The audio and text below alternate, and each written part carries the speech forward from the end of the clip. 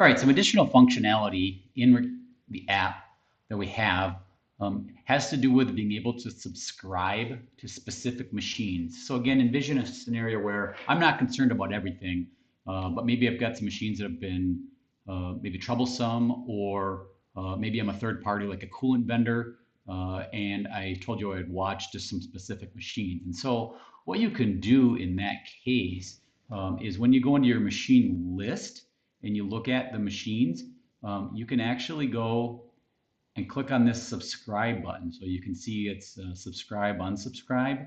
And then once I subscribe to any machine in the application, anything that goes out of these boundary conditions, so it goes into a yellow or it goes into a red state, you're going to get a notification that there is something to take a look at for a machine that you're subscribed to.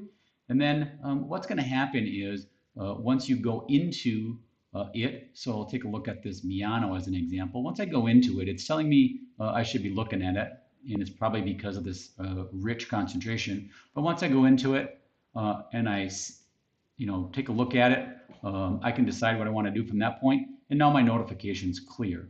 So one other way to make sure you're keeping the people that you want to have informed.